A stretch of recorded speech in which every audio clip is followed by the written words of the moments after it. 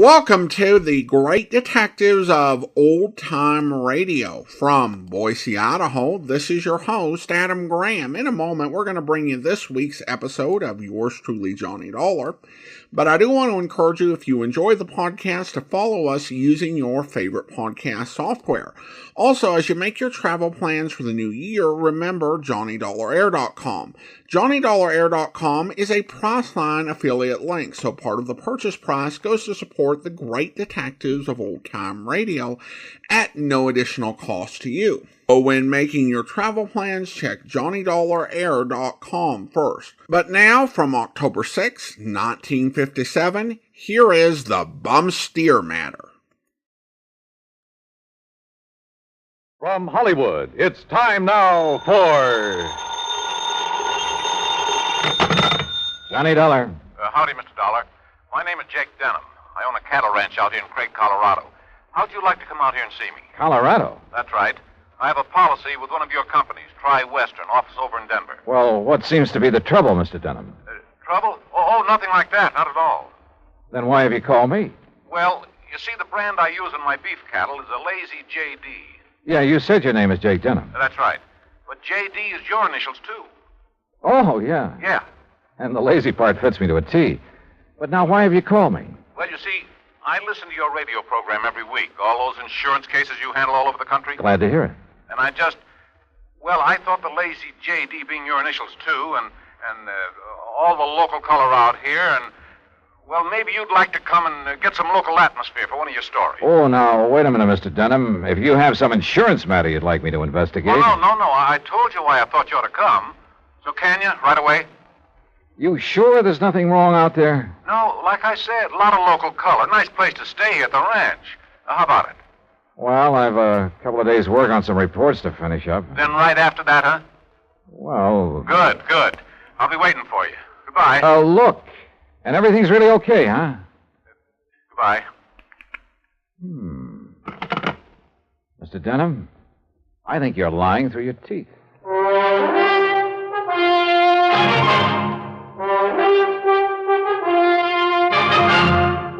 Bob Bailey in the exciting adventures of the man with the action-packed expense account, America's fabulous freelance insurance investigator. Yours truly, Johnny Dollar.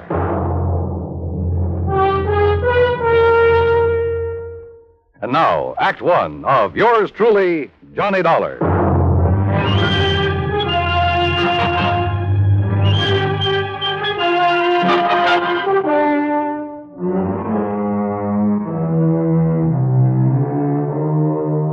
Expense account submitted by Special Investigator Johnny Dollar to the Tri-Western Life and Casualty Insurance Company, Home Office, Denver, Colorado. Following is an account of expenses incurred during my investigation of the Bum Steer matter.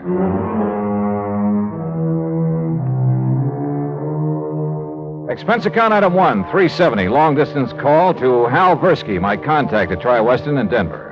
Johnny, good to hear from you.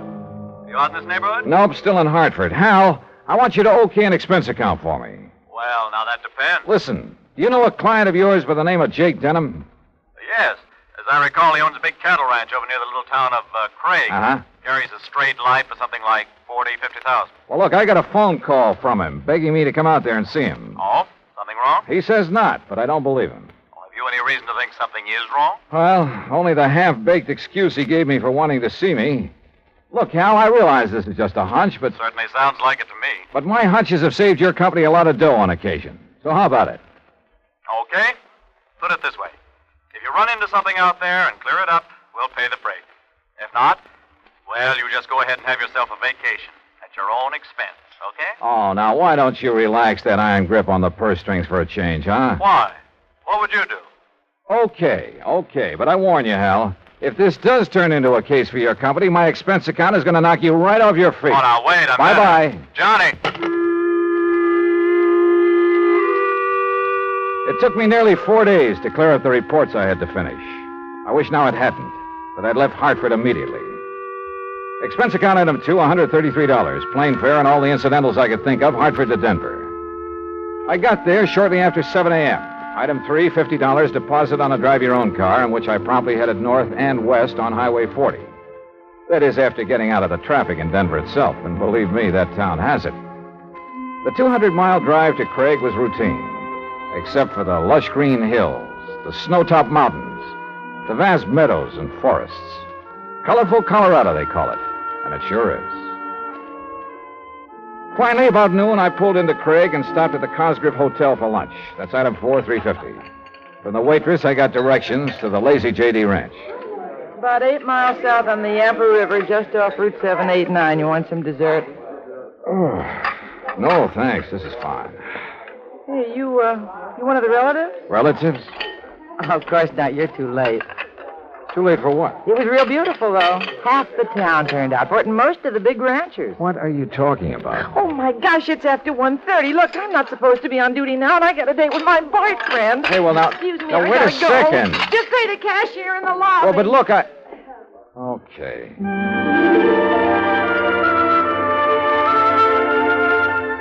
I paid my check to the cashier, went out to my car, climbed in, and headed for the Lazy J.D. There must have been several thousand acres to the ranch, all rich, green, healthy-looking pasture land, and Lord knows how many head of beef cattle. The main ranch house was a rather small but well-kept affair near the gate to the road from the highway.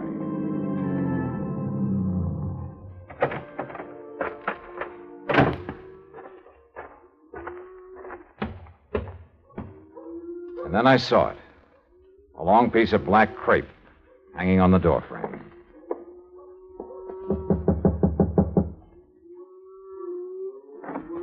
Yes? How do you do? My name is Dollar, Johnny Dollar. Oh, Johnny Dollar. Why didn't you come before? What? He begged you to come, didn't he? To come right away? Mr. Denham? Yes, but I Then told why him... didn't you? You might have saved him. Saved him? Yes, saved him. We buried him this morning. And I think he was murdered.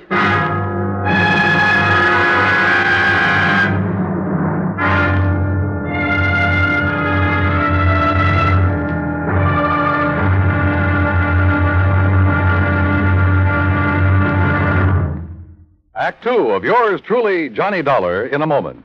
The American writer Christopher Morley once wrote, "When you sell a man a book, you don't sell him just 12 ounces of paper, ink, and glue. You sell him a whole new way of life," unquote. Now, that goes double when you give, not sell, a book. But the gift of 550 books to little children increases the legacy tenfold. Near the end of 1960, the employees of the Chase Manhattan Bank started a people-to-people program with such a gift to school children of a town in Tanganyika. That's on the southeast coast of Africa. To give you an idea how the books were received by the children, let me first quote from Francis Bacon. He's an English writer of a few centuries back. He said, "Some books are to be tasted, others to be swallowed, and some few to be chewed and digested." In the past, children in Tanganyika may have done a little tasting and chewing and a little swallowing and digesting. But there's one certain thing. They wound up devouring the books they received from the United States.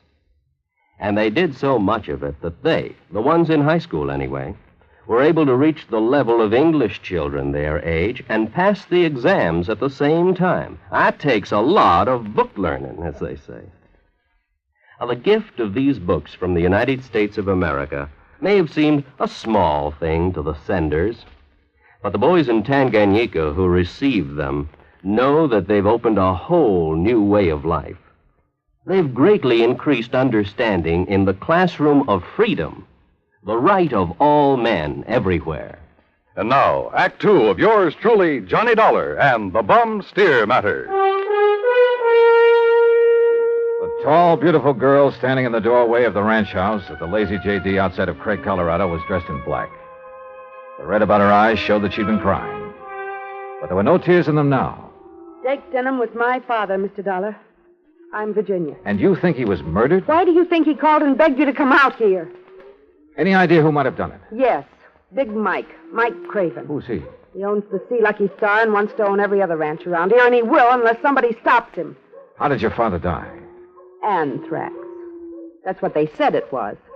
I thought that was a disease of cattle. People, too, if they get infected from the cattle. And that's what happened to your father? That's what they say, but there's no anthrax around here. Our ranch is clean. Look, let's go inside and sit down and talk about this. Sure, I'll talk about it. If only somebody will listen. And here, John. Oh, thanks. Are you, all alone? Now that Dad's gone, he and I ran the ranch. Now it's up to me. Sit down. Thank you. Virginia, were you trying to tell me out there that you think somebody tried to infect your herd with anthrax? What would you think? Who was your father's doctor? Dr. Regis Ross from in town. Who are you?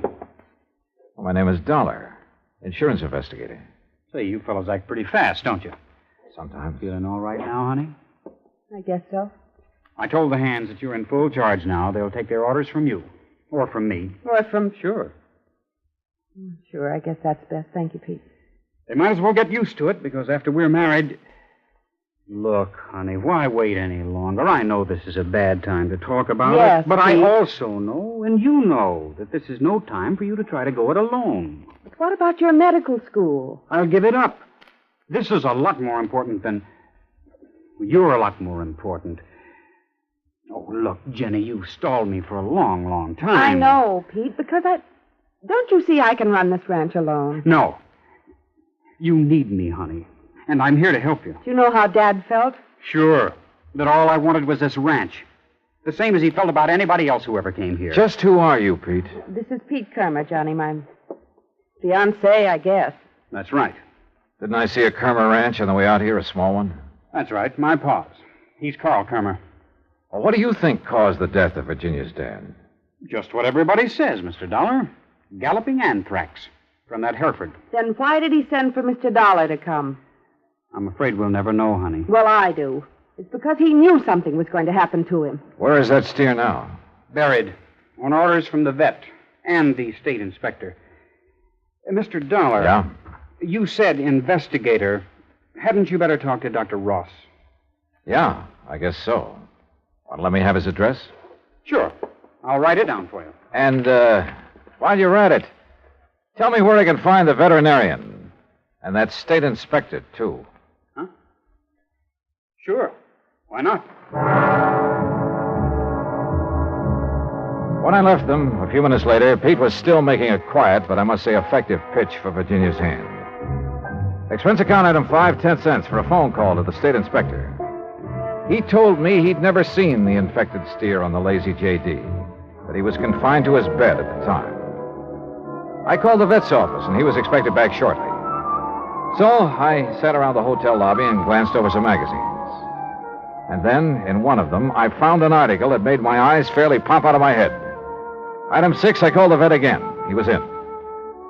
You caught me just in time, Mr. Dollar. I was about to drive over to the Sea Lucky Star Ranch for dinner. Mike Craven and I are old friends. That's so? Yes, ever since we roomed together at college. Oh, I see. I understand you're the man who spotted the anthrax out at the Lazy J.D. Yes, sir, that's right. Just that one Hereford. How it ever got to him, I'll never know. The rest of that herd's absolutely clean. That poor old Jake Denham, too. You think he became infected from that steer? Well, how else could it be? Galloping anthrax. Just like that. Doctor, where is that steer buried? Do you know? Yes, I had it buried myself. It's some miles out in the far corner of the Lazy J.D. property. Then phone the Sea Lucky Star and call off your dinner date. You and I are going out to take a look at that carcass. Oh, no, just a minute, young fellow. Investigator, did you say you are? That's right. Well, I suppose you have some authority. What I don't have, I can get. Tell me, Doctor, is there some reason why you don't want me to see the carcass of that steer? No. Well, let's go. Along the way, we picked up two fellows who were handy with pick and shovel. It was almost dark now, so I bought a couple of powerful flashlights at one of the local hardware stores. That's item 7925. It took a couple of hours for the two men to dig down to the carcass of the steer, but they finally exposed one flank of the unfortunate animal. Yeah, so you sure planted this critter deep, Doc. But there's part of him. Give us a few more minutes, we'll have it. No, wait. Huh? Mr. Dollar, come down here into the hole. Sure. What's the matter, Doc? The color of that carcass. I don't understand this. What are you talking about? Well, this doesn't make sense. The deterioration and putrefaction that always occurs, well, it simply isn't here. You mean it's possible it wasn't anthrax killed this steer? But I'm sure that all the symptoms, the swellings in the subcutaneous connective tissues, in the interstices of the muscles and lymphatic glands, and in the membranes of the mouth and tongue, they were all there, and they were edematous, too. But some poison have possibly produced those symptoms. Poison? Yeah, look. I read in a magazine this afternoon that strychnia often produces symptoms very much like those of tetanus, lockjaw. Yes, that's true. But a poison that would... Good heavens. Yeah? Why, I haven't heard of it since my college days. Quintanogen sulfide. But why? Good question. No, Dollar. Because it wouldn't explain the death of old Jake Denham. If it was anthrax. What? Or was he poisoned, too? Good heavens, you mean you Wait a think minute, that he... wait a minute. Doctor, the brand on the rump of this animal. Well, that's Denham's own brand, the Lazy Jake. Yeah, but it looks to me like it was put on over another brand. Yes. Yes, you're right. Any way of finding out what the original brand was? No. Yes, Mr. Dollar. The other side, the inside of the hide might show it. Then, Doctor, you got a skinning job to do. All right, hand me my bag there, please. Okay, here you are. Go to it, Doc. Thank you. Oh. That poison, how much to infect a man? Well, even a small scratch on the skin could absorb enough to be fatal. No wonder the Dr. Ross... Ross was the one who treated Jake Denham. Yeah, no wonder we couldn't understand why death came so... Well? No. Can you see what the original brand was? Yes. Yes, I can. I'm afraid so. Let me hold the light a little. Oh, I see. But I can't believe it, Mr. Dollar. Pretty clear, though, isn't it? See Lucky Star. Act 3 of yours truly, Johnny Dollar, in a moment. A couple of 1,000 years ago, the ancient sage Diogenes remarked that all things are in common among friends. Well, he didn't mean that only material goods were in common among friends, but that they shared their troubles as well. For a long time, the United States Armed Forces have been a friend in time of need, during fires, floods, and pestilence all over the world. Many peoples of the earth have come to believe in the friendship which the U.S. military personnel have spread for so many years, and the calls for help they answer in time of personal emergency, a response which has always been immediate. Not long ago, a Korean Buddhist nun was suffering from beriberi, an advanced form of acute malnutrition. But she was living in an isolated monastery deep in the Korean hills and valleys. Her sister nuns contacted the nearest Army Signal Corps relay station, and wheels began turning. In no time, an Army helicopter landed at the station's helipad. American soldiers carried the stricken nun to the copter. She was flown to a waiting ambulance and whisked away to the hospital. Her recovery was rapid, thanks to the United States Army, her newfound friends. Army helicopter men helped in many other ways. Over the 108 islands of the Ryukyus that spread from southern Japan to northern Formosa, Army helicopters are constantly whirling their blades as they hop from one island to another on missions of mercy. They bring food donated by American women on Okinawa, or they bring vital medicine to save a life. They also bring friendship and understanding and freedom, the right of all men everywhere. And now, Act 3 of yours truly, Johnny Dollar, and the Bum Steer Matter.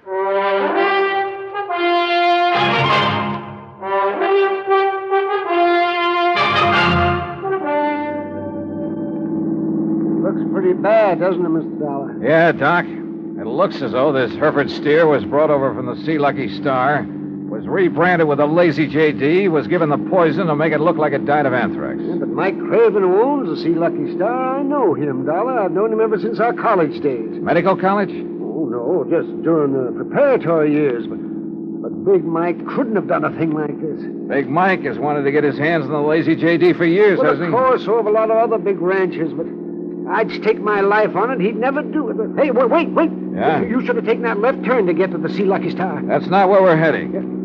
Well, then where? If I remember correctly, it's this road to the right, here. Well, you mean the K-Bar K? Got any better ideas? Well, I'll be...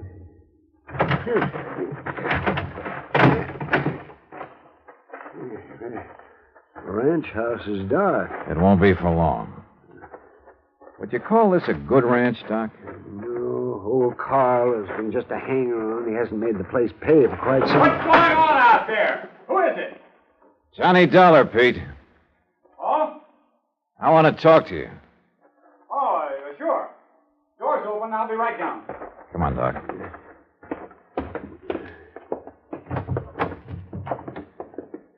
Let's see if I can find a light switch. This flashlight will do. And we're going on upstairs. Huh? Wait down there. I'll be right down. We'll be right up. Well, now, wait a minute, if you don't mind. Wow. Nice place you have up here. Look, I asked you to wait down. Dr. Cummings. I'm sorry, Peter, but this... How'd you make out with Virginia Denham, Pete?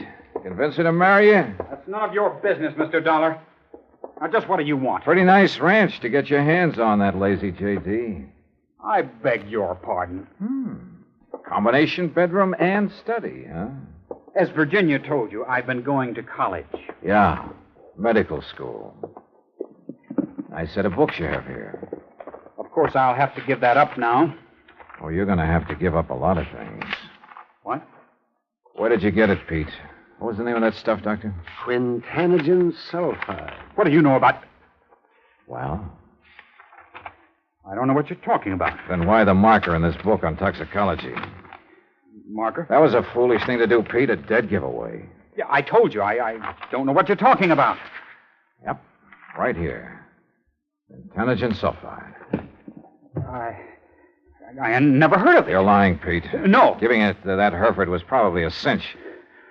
Listen, you... But how did you give it to Jake Denham? Dollar, that's something you'll never live to know. Oh, look, now, wait a minute. Put the thing away. No! Now stand back! I said, look out, you... Stop! Oh, thanks, Doc. I guess he'd forgotten all about you until you landed that chair on his head. Yes. Now, I suppose I'll have to patch this... patch him up a bit. Oh, absolutely. He'll have to look nice for the trial, won't he, Doc?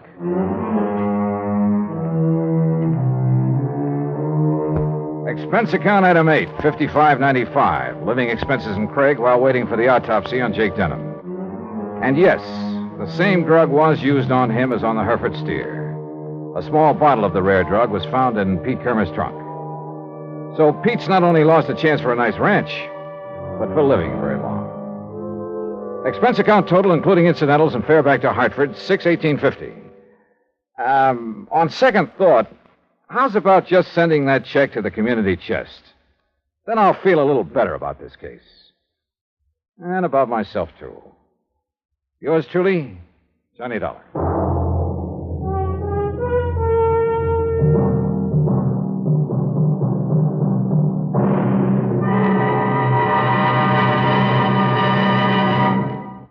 And now, here's our star to tell you about next week's story. Next week, an old ghost town out in Montana. But one of the ghosts carries a .38 Colt. Join us, won't you? Yours truly, Johnny Dollar.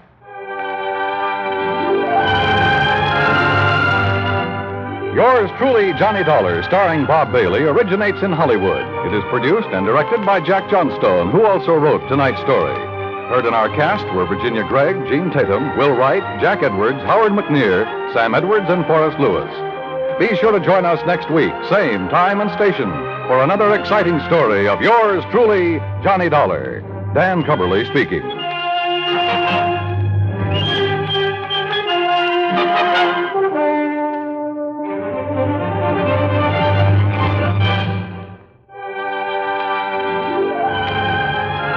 This is the United States Armed Forces Radio and Television Service.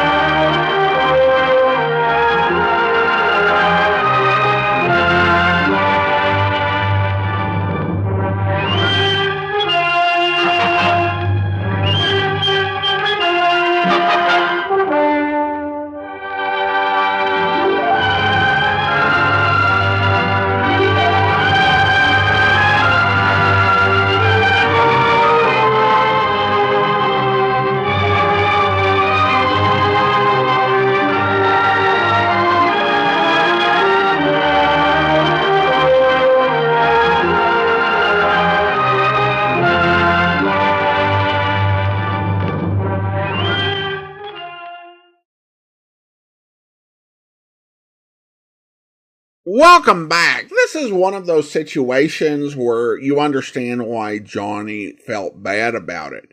But at the same time, it was really not his fault.